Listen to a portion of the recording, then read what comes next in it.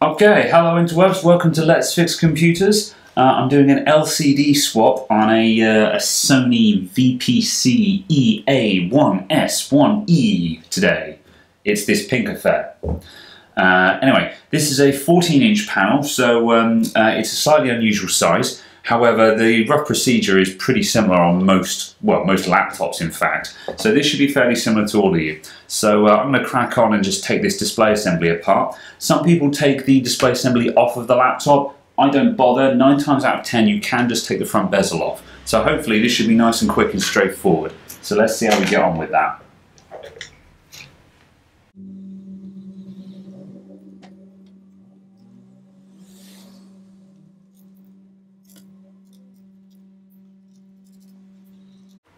Well, I can just get onto these screws. These are fairly low down and I'm only just managing to get in there, but yeah. Lovely. Right, now this bezel's just going to pull off. Now, these are sometimes easy and sometimes difficult. I'm just getting my nails into the edge here and just pulling outwards. Only experience will tell you how much force you can use without breaking something. But do take care, because if you use too much force, you will break something. And there's nothing more crappy than snapping one of these bezels. I'm just prying it back and forth until the clips just come out. When you get it at the right angle, it will just literally just break away without any resistance at all. And afterwards, I can just simply hook that out like that. Lovely. Okay, now sometimes these hinge parts will come away with it, and it may cause that to sort of catch and be really awkward to get out. So just jiggle it, to use the technical term, and you'll be fine.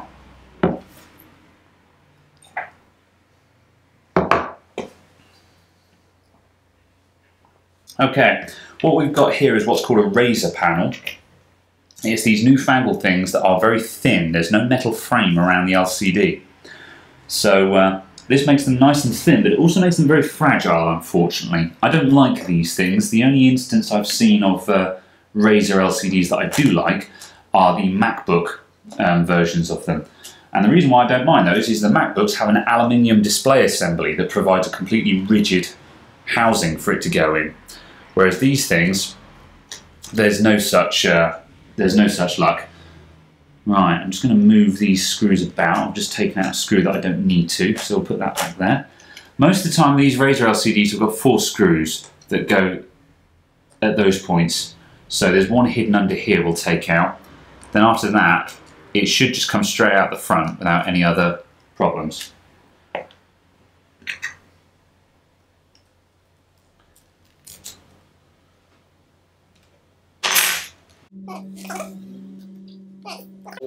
There we go.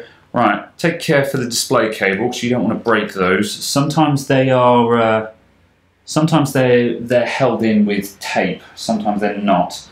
This one doesn't look like it is, but there's very little clearance. So I'm just going to push that out there. There we go. There's our LCD.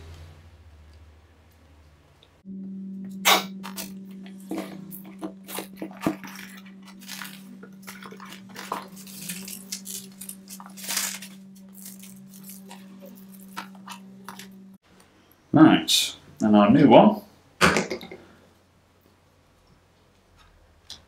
Right, I'm just going to pull this display cable out slightly just so I've got some more slack, because I don't like how tight that was. There we go. That just gives me a little bit more give when I'm connecting the new panel up.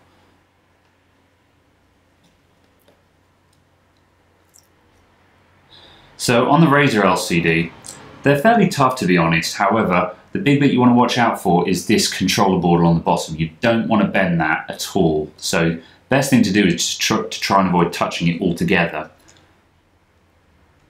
So we're just going to line that up, and that's just pushed into place. And I'm just going to use my fingernail just to make sure that that's in properly. And now I can just fold that back and just hook it onto the display.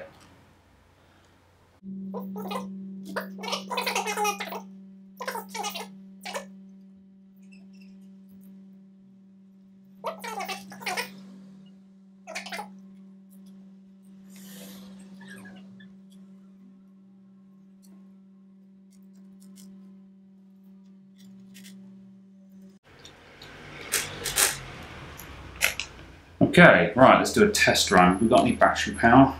We don't.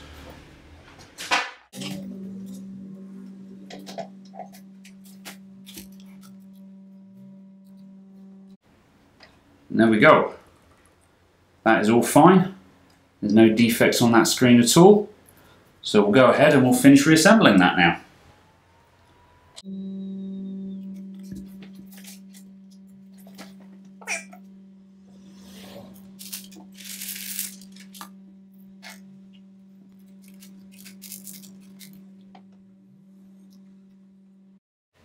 Well, we just need to make some adjustments here.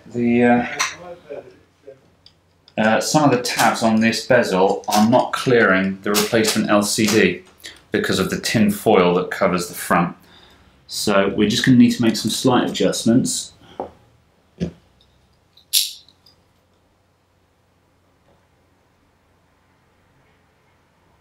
See, no, there's no actual gaps there. Right, I'm going to have to do some tactful modification here, which is a graceful way of saying I'm going to break these off.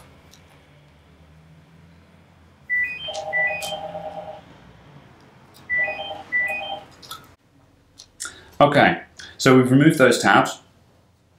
That's not going to have any measurable impact on it because we've got tabs all the way along the bottom here that are holding this bezel in place. So that's not going to cause any problems at all. And now when I go to push that in place, we'll find that will sit nice and flush.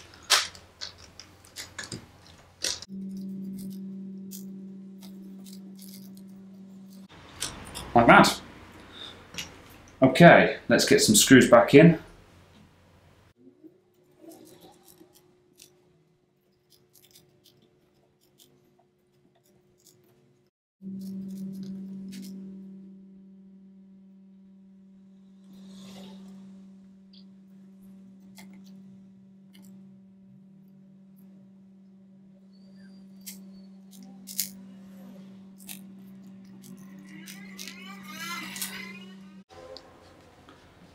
There we go. And we are done.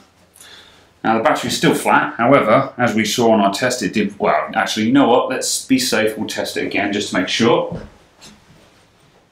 Whoop.